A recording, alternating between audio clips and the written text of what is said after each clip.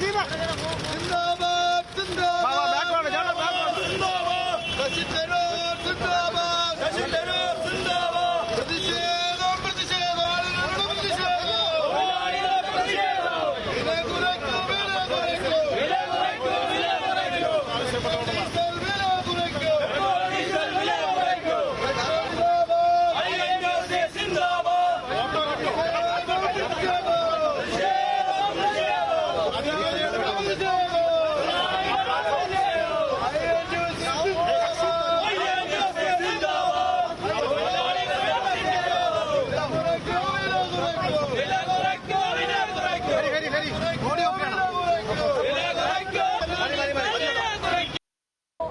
with elections in mind? Listen, the fact is that people have been suffering this for some time. If you just look at the Twitter timeline, it's not a new thing. I've been pointing this out for months, indeed arguably for years, because this government has exploited the public of India at a time when international prices first collapsed.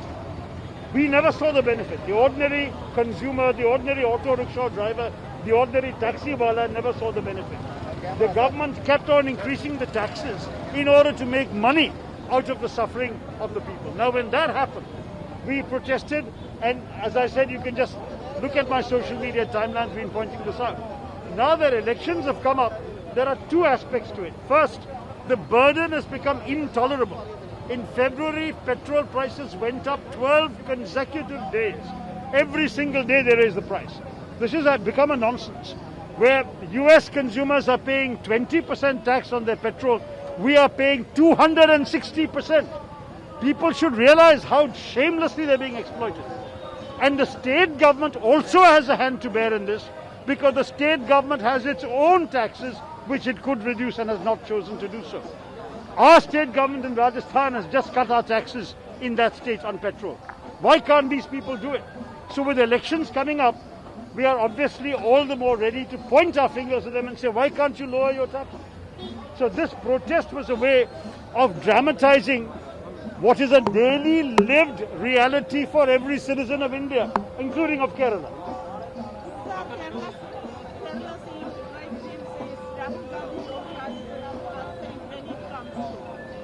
Rahul Gandhi and Yogi Adityanath are the same when it comes to their anti-left sentiment. They may see Kerala differently, but they view the left with the same angst. How do you see that? I must say I expect a better level of political rhetoric from the Chief Minister of Kerala than that.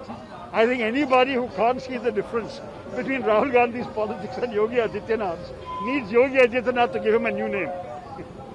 Dr. Tharoor, the elections are likely to be announced, election dates are likely to be announced today. So what is your assessment about the Congress performance in the state now? Look, first of all, the people's voice has been raised for some time. I myself have been running through the state talking to people. The need for change is palpable.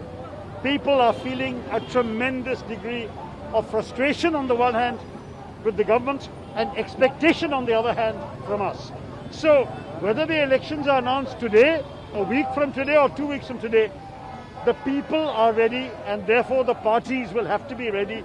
We are gearing up already. The manifesto, for example, is in an advanced state of preparation. So I am reasonably optimistic that whenever the announcement comes, we will be able to leap into the fray. So one of the important criticism raised by CM last day is that Rahul Gandhi completely avoided the farmers who are protesting in national capital, and he is conducting tractor rally in his constituency, Wayanad. But that's not true. Rahul Gandhi has been extremely active in the farm protests as well. But remember, the farmers in Delhi are not themselves demanding politicians to come in. They want it to be a farm unions protest.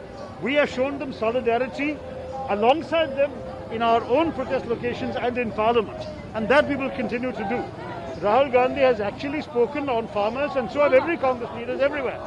Every Congress party in India led a protest on the farm protest near the Raj Bhavans of their respective states, including here in Thiruvananthapuram. So the complaint by the Chief Minister makes no sense. We have been very much in the forefront of the protest for farmers, and we have also been pointing out the injustice to the fisher folk.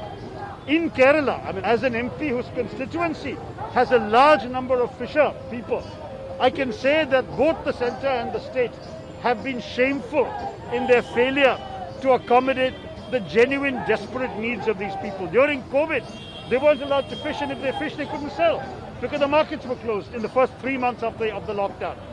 In those times, was there a relief package? No. Was there a long-term relief package? There still isn't. The centre points out that for Cyclone Oki, they gave money to the state government.